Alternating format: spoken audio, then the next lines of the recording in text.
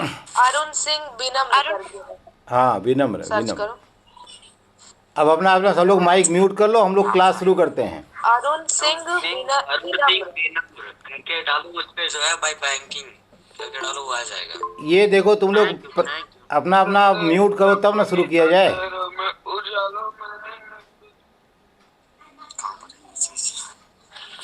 सब लोग अपना साउंड म्यूट करो बेटा। हमको सुन पा रहे हो कि नहीं? Yes sir. हाँ, तो अपना अपना माइक सब लोग म्यूट करके, यस सर। माइक म्यूट करके अब आराम से सुनो। देखो, हम लोगों ने अभी तक बैंकिंग और फाइनेंस में, इसके पहले इवोल्यूशन ऑफ बैंकिंग जो हमारा फर्स्ट यूनिट है टर्म 1 का, उसको हम लोग पढ़ रहे थे और हम लोगों ने एक सीक्वेंस पढ़ लिया है, बहुत सारे फैक्ट हम लोगों ने पढ़ लिए हैं। उसी इवोल्यूशन ऑफ बैंकिंग में ही आज हम लोगों को इंडियन बैंकिंग का स्ट्रक्चर थोड़ा डिटेल में पढ़ना है। हम लोगों ने बहुत विस्तार से ये देख लिया है कि बैंकिंग की ओरिजिन कैसी है, कहाँ से है, कब है, इंडियन बैंकिंग की शुरुआत कब है, कब से इंडिया के बैंक शुरू हुए, पहला बैंक कौन था, बैंकों कैसे बैंक विकसित हुए, बैंकों का राष्ट्रीयकरण कब हुआ, कितने तरह के बैंक होते हैं, सरकारी क्या हैं, प्राइवेट क्या हैं, ये सब हम लोगों ने देख लिया है। आज हम लोग उसी को थोड़ा सा और एक्सप्लेन करेंगे। तो ये वास्तव में जितना भी कंटेंट हम आपको बता रहे हैं, ये सारा कंटेंट एक तरह से किसी किताब से कलेक्ट किया गया है और वो किताब फंडामेंटल ऑफ बैंकिंग करके है, जिसको लिखने वाले हैं बी सांगले, टी.एन. साल्वे और M.U. मुलानी। तो उसी किताब का ये मैटर है और उसी में से थोड़ा बहुत छांट करके कुछ कम ज़्यादा करके आपको यहाँ बताया जा रहा है। तो इवोल्यूशन ऑफ बैंकिंग में हम लोगों को आज structure of Indian banking system को देखना है। देखिए, ये कोई मुझे, जैसा मैंने आपसे कहा है कि पूरा का पूरा कंटेंट भी हम आपको रिकॉर्ड करके इसी रूप में उपलब्ध करा देते हैं, केवल इसलिए कि आप बाद में भी उसको अच्छे से पढ़ सकें और जो लोग नहीं जुड़े हैं किसी कारण से वो भी उसको पढ़ सकें। तो स्ट्रक्चर ऑफ बैंकिंग में एक बढ़िया डायग्राम है जिसमें वो पूरे बैंकिंग को शो करता है। तो वो डायग्राम यहाँ आपके नोट्स में आपको दिखेगा, जिसमें है कि इंडियन भारतीय बैंकिंग सिस्टम का अगर हम एपेक्स बॉडी का नाम लें या ये कहें कि बैंकिंग सिस्टम को गवर्न कौन करता है उसकी बात करें, तो आप सब जानते हैं कि वो रिज़र्व बैंक ऑफ इंडिया है, RBI है। तो रिज़र्व बैंक ऑफ इंडिया हमारे स्ट्रक्चर का सबसे टॉप पॉइंट है, वहाँ से हम शुरू करते हैं। तो रिज़र्व बैंक ऑफ इंडिया, और फिर इसको हम 3 भागों में बांटते हैं। एक को हम कमर्शियल बैंक्स कहते हैं, दूसरे को रीजनल बैंक्स कहते हैं और तीसरे को कोऑपरेटिव बैंक्स कहते हैं।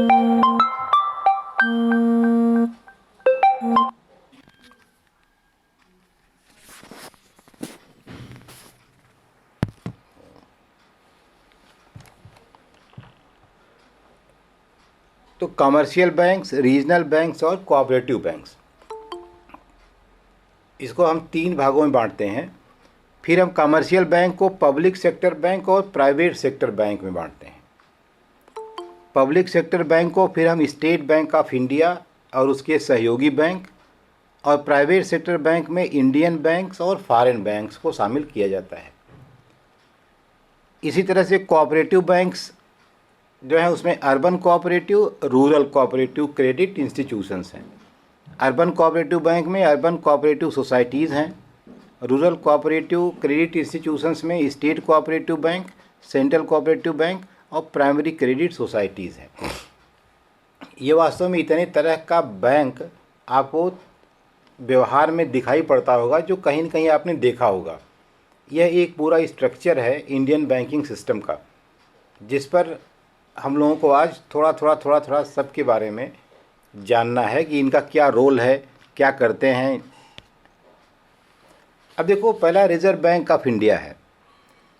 रिज़र्व बैंक ऑफ इंडिया आप सब जानते हैं कि ये बैंकों का बैंक होता है। ये हमारा केंद्रीय बैंक है।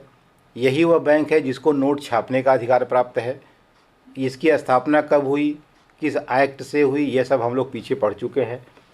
तो ये आरबीआई वास्तव में हिंदुस्तान की मॉनेटरी पॉलिसी को गवर्न करता है।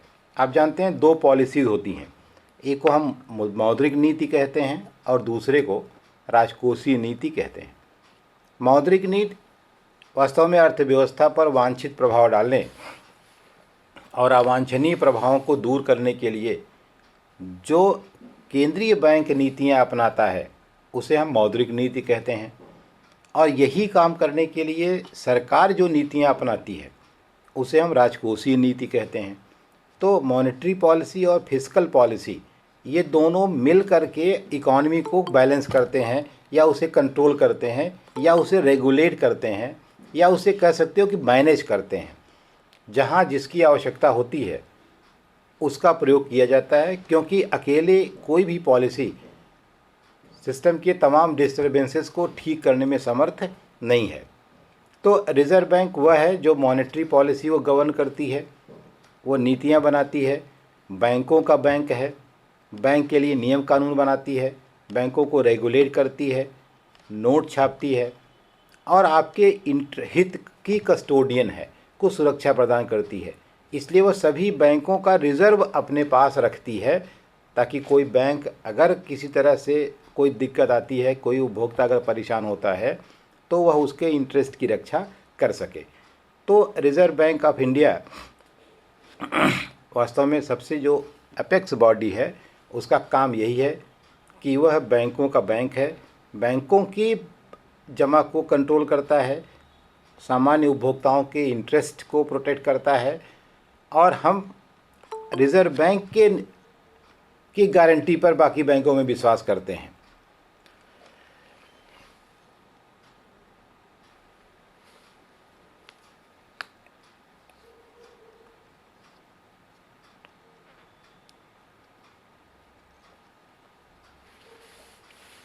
इसके अलावा कमर्शियल बैंक दूसरा है। Commercial banks are those banks which started mainly to earn profit as well as to render different types of services to their depositors। अब क्या है कि वित्तीय क्रियाकलाप करने वाले जो आम जन हैं उनको सुविधाएं तमाम देने के लिए कमर्शियल बैंक प्रारंभ किए गए, और यहाँ उद्देश्य प्रॉफिट मोटिव है। यहाँ वास्तव में सर्विस देंगे लेकिन उसके बदले लाभ भी लेंगे। केवल सर्विस मोटिव नहीं है कि हम नो प्रॉफिट नो लॉस पर केवल सेवा प्रदान करेंगे, जैसा कि सरकार करती है, बहुत सारी सुविधाएं आपको देती है, लगभग नो प्रॉफिट नो लॉस पर, कभी कभी तमाम लॉस पर भी सरकार आपको सुविधाएं उपलब्ध कराती है। जैसे हेल्थ की फैसिलिटी अगर आप देखें तो आपके सरकारी अस्पतालों में जितना हम पे करते हैं उससे कई गुना ज़्यादा हमको मेडिकल की सुविधा सरकार उपलब्ध कराती है। तो due to nationalization, big commercial banks in 69 commercial banks are broadly classified public sector bank। तो बड़े पैमाने पर बैंकों का राष्ट्रीयकरण आपने देखा 1969 में हुआ। तो 1969 में राष्ट्रीयकरण के बाद जो बैंक हुए उनको हम पब्लिक सेक्टर और प्राइवेट सेक्टर में बांट देते हैं। तो पब्लिक सेक्टर के बैंक क्या हैं? 1999 में इंडियन बैंक सिस्टम में 27 पब्लिक सेक्टर के बैंक थे, जिनको बड़े पैमाने पर मात्रात्मक रूप में जिनका विस्तार किया गया, बहुत सारी शाखाएं खोली गईं, इनसे बहुत बड़े पैमाने पर डिपॉजिट बढ़ी, बहुत बड़े पैमाने पर उधार भी देने की सुविधा उत्पन्न हुई। तो इस तरह के पब्लिक सेक्टर बैंक की तमाम शाखाओं के खोल करके आम जनता को सुविधाएं प्रदान करने का प्रयास किया गया। इसमें बहुत सारे बैंकों में सबसे पहला बैंक जो महत्वपूर्ण है एसबीआई है, और उसके एसोसिएट्स हैं। हम लोगों ने इसके पहले देखा है कि स्टेट बैंक ऑफ इंडिया की कितनी सहायक बैंक्स हैं, उनका हमने नाम विस्तार से देखा था। तो एक बार हम लोग फिर देख लेते हैं यहाँ कि State Bank of India is the founder and the flagship member of State Bank group. The 7 associate banks of SBI are, जो उसके 7 एसोसिएट बैंक थे वो ये हैं। इनमें अब कुछ कमी भी हो गई है। State Bank of Bikaner and Jaipur, State Bank of Hyderabad, State Bank of Indore, State Bank of Mysore, State Bank of Patiala, State Bank of Saurashtra, State Bank of Travancore. ये स्टेट बैंक की एसोसिएट्स थे जो स्टेट बैंक के साथ मिल करके पूरे देश में काम करते थे। SBI and its associates as a group accounts nearly 34% of aggregate banking business। अब देखो ये स्टेट बैंक था, वास्तव में पब्लिक सेक्टर बैंक है, इसके अलावा नेशनलाइज्ड बैंक्स हैं। तो स्टेट बैंक का जो पूरा बिजनेस था पूरे हिंदुस्तान में, पूरा बिजनेस का मतलब टोटल फाइनेंशियल एक्टिविटी होती है, डिपॉजिट, विड्रॉल, क्रेडिट या अन्य सर्विसेज, एजेंसी वर्क्स, बहुत सारे आपने को मैंने बताया था कि बैंक आपको बहुत सारी सुविधाएं देता है। ये सारे मिला करके अगर सारे कार्यों को हम परसेंटेज में व्यक्त करें तो 34% का पूरा बिजनेस SBI और उसके एसोसिएट के पास है। बाकी में सारे जितने भी बैंक हैं वह सब काम करते हैं। और B है नेशनलाइज्ड बैंक्स हैं। Under the banking companies acquisition and undertaking act 1970 the central government acquired the undertaking of 14 major Indian banks. These banks are then recognised as nationalised banks. जैसा आपने देखा था कि 14 बड़े बैंकों का राष्ट्रीयकरण किया गया था, तो वही 14 बड़े बैंक जो हैं वो मैंने आपको कल भी बताया था उनके नाम की वो क्या क्या हैं। सेंट्रल बैंक है, बैंक ऑफ इंडिया है, पंजाब नेशनल बैंक है, बैंक ऑफ बड़ौदा है, द यूनाइटेड कमर्शियल बैंक है, केनरा बैंक है, यूनाइटेड बैंक ऑफ इंडिया है, देना बैंक है, सिंडिकेट बैंक है, यूनियन बैंक है, इलाहाबाद है, इंडियन बैंक है, बैंक ऑफ महाराष्ट्र है, इंडियन ओवरसीज़ बैंक है। इसके अलावा प्राइवेट सेक्टर के बैंक हैं। प्राइवेट सेक्टर बैंक में इन अ mixed economy of India the private sector also occupies an important place and is expected to play an important role in economic development. हम जानते हैं कि हमारे देश में पब्लिक और प्राइवेट सेक्टर का को एग्जिस्टेंस है, हमारी अर्थव्यवस्था मिक्स्ड है। तो यहाँ प्राय हर क्षेत्र में आप देखते हैं कि पब्लिक सेक्टर की भी सुविधा है और प्राइवेट सेक्टर की भी सुविधा है। जैसे हेल्थ में जाओगे तो पब्लिक हेल्थ फैसिलिटीज़ भी हैं, प्राइवेट डॉक्टर्स के नर्सिंग होम भी हैं। ट्रांसपोर्टेशन में जाओगे तो बढ़िया रेलवे भी है, रोडवेज़ भी है, लेकिन प्राइवेट बसेस भी बहुत सारी चलती हैं। अब तो रेलवे में भी प्राइवेट पार्टनरशिप में तमाम प्राइवेट ट्रेन शुरू हो गई हैं। तो उसी तरह से बैंकिंग सेक्टर में भी फाइनेंशियल पर एक्टिविटीज़ के लिए भी तमाम पब्लिक सेक्टर के साथ साथ प्राइवेट सेक्टर में भी फाइनेंशियल इंस्टीट्यूशंस खोलने की सुविधा प्रदान की गई।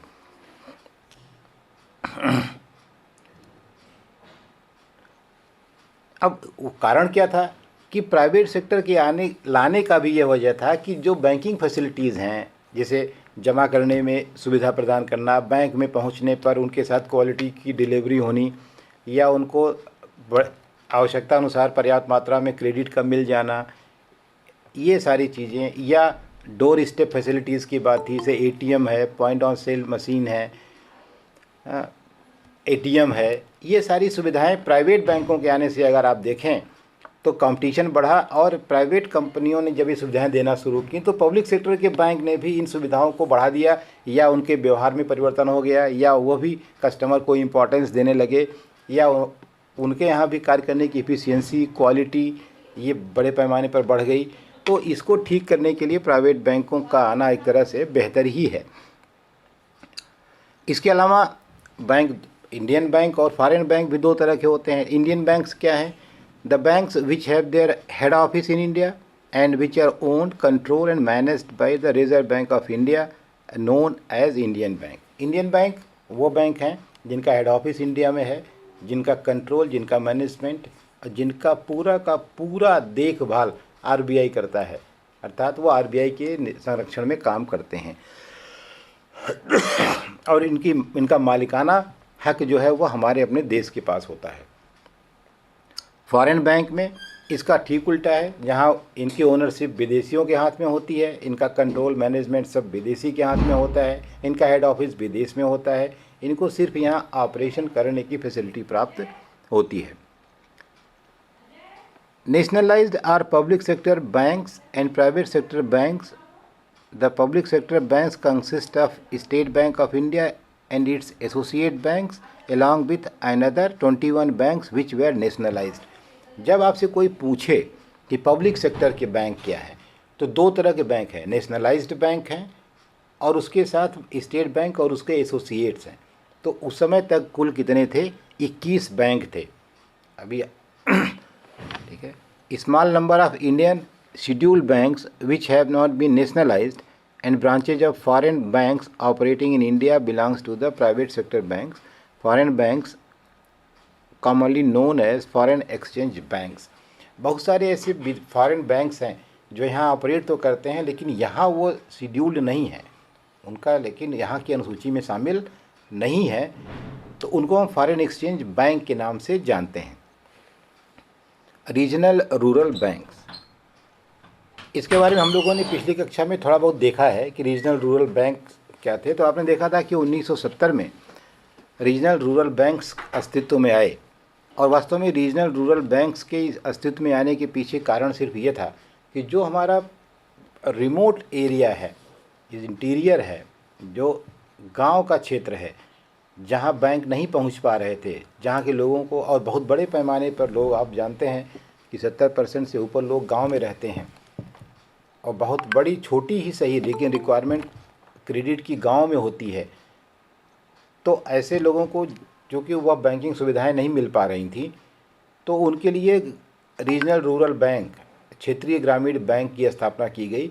और उद्देश्य ये था कि ये प्रॉफिट ओरिएंटेड बहुत नहीं रहेंगे, सर्विस ओरिएंटेड रहेंगे, और रिमोट एरियाज़ में अपनी ब्रांचेज खोल करके आवश्यकता अनुसार लोगों को छोटे ऋण उपलब्ध कराएंगे, ताकि उनकी जो रूटीन की आवश्यकताएं हैं, जैसे किसान है तो उसके लिए बीज के लिए पैसा चाहिए, मेड़बंदी के लिए पैसा चाहिए, डीजल इंजन के लिए पैसा चाहिए, ट्रैक्टर के लिए पैसा चाहिए, फसल के लिए पैसा चाहिए, तो ये सारी छोटी मोटी सुविधाएं वो आसानी से उसकी पूरी हो जाएं। इसके अलावा और इनके जो कार्य का क्षेत्र निर्धारित किया गया था वो जानबूझ करके ज़िले तक सीमित कर दिया गया था। इसलिए आप देखे थे शुरू में डिस्ट्रिक्ट वाइज क्षेत्रीय ग्रामीण बैंकों की स्थापना हुई थी, जैसे जौनपुर में गोमती ग्रामीण बैंक था। धीरे धीरे बाद में चूँकि ऑपरेशन मुश्किल हो जाता है, अगर बैंक की कास्ट या जो उसकी ऑपरेशनल उसके एक्सपेंसेस हैं अगर नहीं पूरे होते हैं, तो फिर उसको धीरे धीरे बाद में बड़ा आकार दे करके उसे पहले फिर काशी गोमती ग्रामीण बैंक को मिला दिया गया काशी ग्रामीण बैंक के साथ।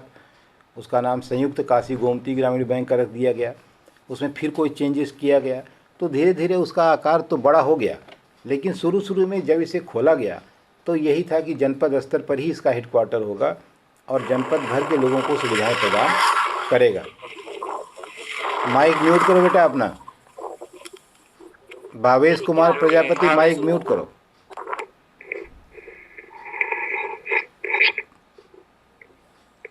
माइक बंद कर लो। भावेश कुमार अपनी माइक बंद करो बेटा।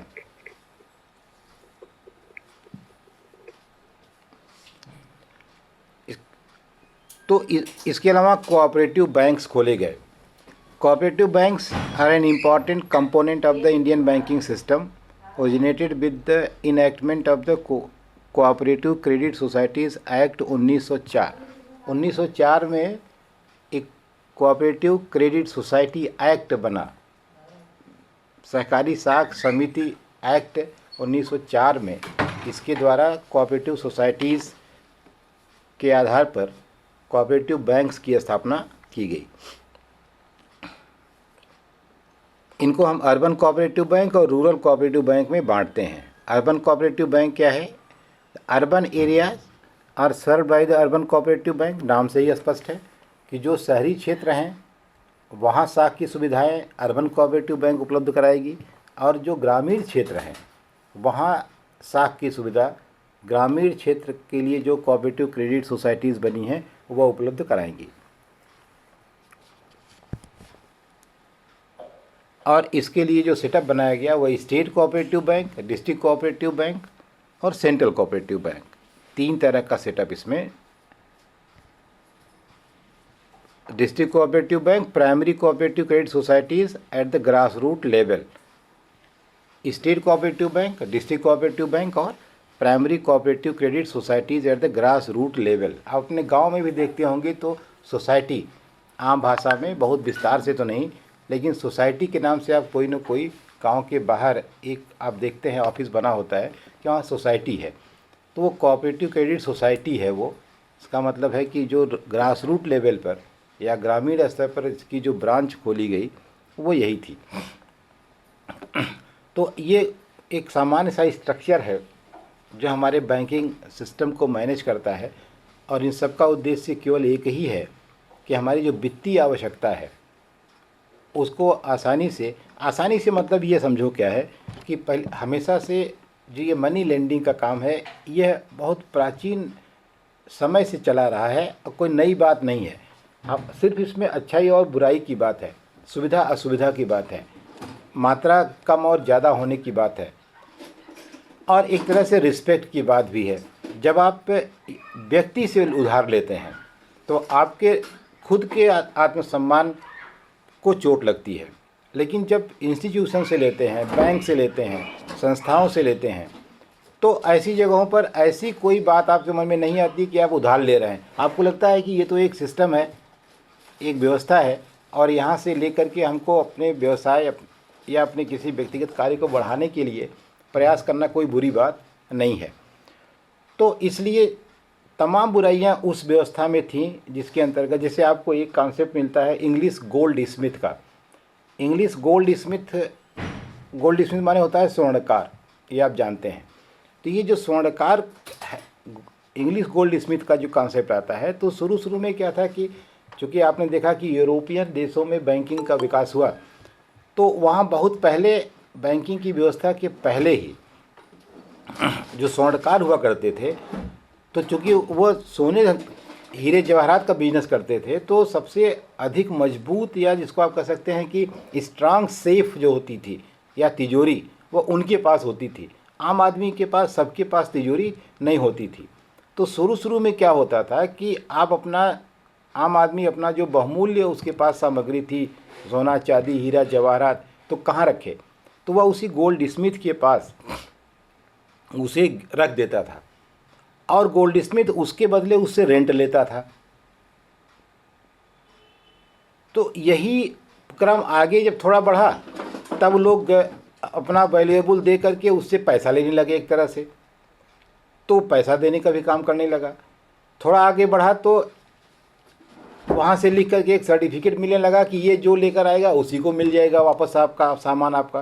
तो एक तरह से चेक जो आप देखते हैं, जो चेक की शुरुआत अगर हम समझें अगर अप्रत्यक्ष रूप से, तो ये वही चेक की शुरुआत थी कि एक लिख करके आपको प्रॉमिसरी नोट टाइप का मिल गया कि ये आप जिसको देंगे, जो लेकर आएगा उसको आपका गहना हम या आपका जेवर, आपका हीरा जवाहरात आपको वापस कर देंगे। तो इस तरह से ये जो गोल्ड स्मिथ का कॉन्सेप्ट आता है वो यही है कि ऐसे स्वर्णकार लोग थे जो धीरे धीरे बैंकिंग का कार्य भी करने लगे। हालांकि बैंकिंग का कार्य बड़े प्राइमरी स्टेज में ही था, वो उसे समझना पड़ेगा कि बैंकिंग था कि नहीं था, लेकिन कार्य वो लगभग वही थे जो बैंकिंग में हम आप करते हैं। ठीक है, तो ये कुल मिलाकर के एक स्ट्रक्चर था बैंक का, और आपका पूरा जो बैंकिंग का कॉन्सेप्ट है, first chapter evolution of banking, वो यहाँ कंप्लीट होता है।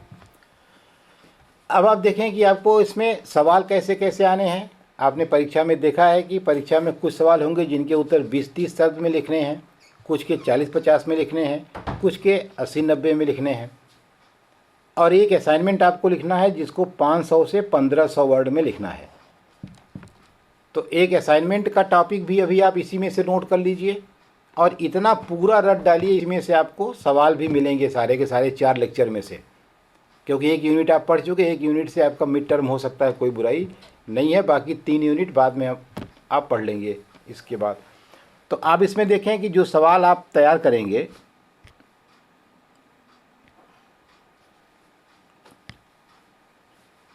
पहला सवाल है कि बैंक से आप क्या जानते हैं, what do you mean by bank. Europe में बैंकिंग के विकास के बारे में बताइए। State the stages in evolution of banking. इस पूरे कोर्स से जितना सवाल बनता है, ये सारा सवाल इसमें है, इन्हीं कोर्स के अंदर से ही आपको पूछा जाएगा सवाल। ऐसा नहीं है कि एग्जैक्ट आपको यही सवाल पूछा जाएगा, लेकिन मिलते जुलते सवाल इसी तरह से आपसे पूछे जाएंगे, जो आपके इसी सिलेबस जो पढ़ाया गया उसी के अंदर के रहेंगे। तो 2 बार 3 बार 4 बार आप सुन लीजिएगा, ये जो सवाल आपको हम बता रहे हैं ये सैम्पल टाइप के हैं कि किस तरह के सवाल आपको पूछे जाएंगे, ठीक है। तो ये मत समझना कि ये सवाल है यही पढ़ के आना और फेल हो जाना।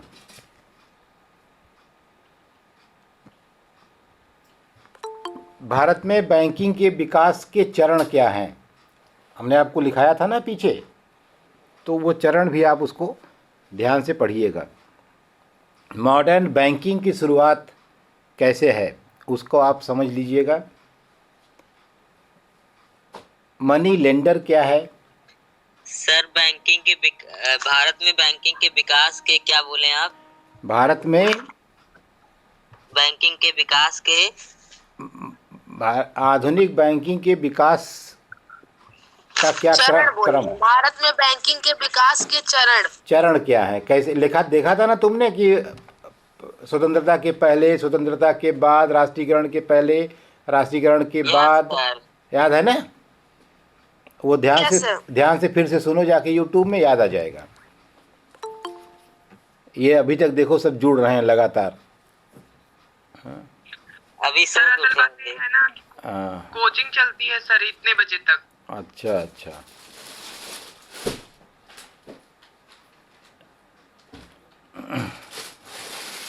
इसके अलावा 60 नोट टाइप के सवाल हो सकते हैं। Origin of bank, features of bank, evolution of banking in India, ठीक है। इसके अलावा जो 500 बड़े सवाल लिखने हैं, जिस तुम्हारा असाइनमेंट जिस पर लिखा जाना है, defined bank, explain the evolution of commercial banks in India. Bank की परिभाषा लिखिए, बैंक की परिभाषा लिखिए और भारत में व्यावसायिक बैंकों के विकास को स्पष्ट कीजिए। बैंक की परिभाषा लिखिए और भारत में व्यावसायिक बैंकों के विकास को स्पष्ट कीजिए। यही एक टॉपिक नोट कर लो, इस पर सब लोग असाइनमेंट लिख डालो, ठीक है। 7 8 पन्ना। फिर से बोल दीजिए। बैंक, इसमें प्रश्न इसमें लिखा रहेगा, जब खोलोगे दिखेगा बैंक क्या है, बैंक की परिभाषा लिखिए और explain the evolution of commercial banks in India. Bharat में व्यावसायिक बैंकों के विकास की व्याख्या कीजिए। सर असाइनमेंट इंग्लिश में लिखना है? हिंदी में हिंदी में।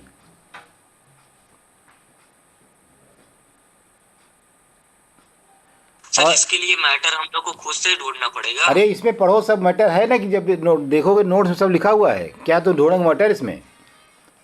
सर नोट कहाँ मिलेगी? ये है नोट, यूट्यूब में खोलोगे नोट भी, उसमें नोट भी दिख रहा है सब।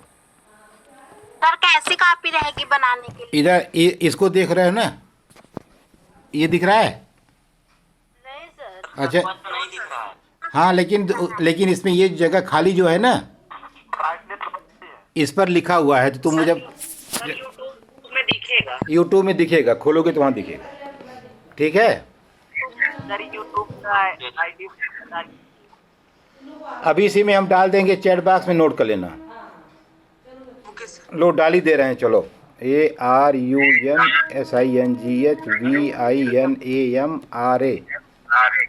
अरुण सिंह विनम्र जब लिखोगे तो इसमें जा करके जाना तुम प्लेलिस्ट में, PLAYLIST प्लेलिस्ट में जाओगे, फिर banking and finance, BANKING banking and FINANC finance, ये क्लिक करोगे तुमको मिल जाएगा, ठीक है।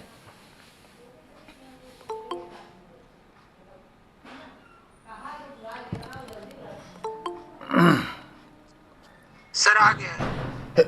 हाँ, तो बस इसी में आराम से, इसी तरह के सवाल जो तुमको हमने यहाँ बताया है, छोटे छोटे सवाल, बड़े बड़े सवाल परीक्षा में रहेंगे, जिनमें तुमको गिन करके उतना ही शब्द लिखना है, ज़्यादा नहीं लिखना है, ठीक है। ठीक है सर। तो तैयार कर लेना, बस ठीक है।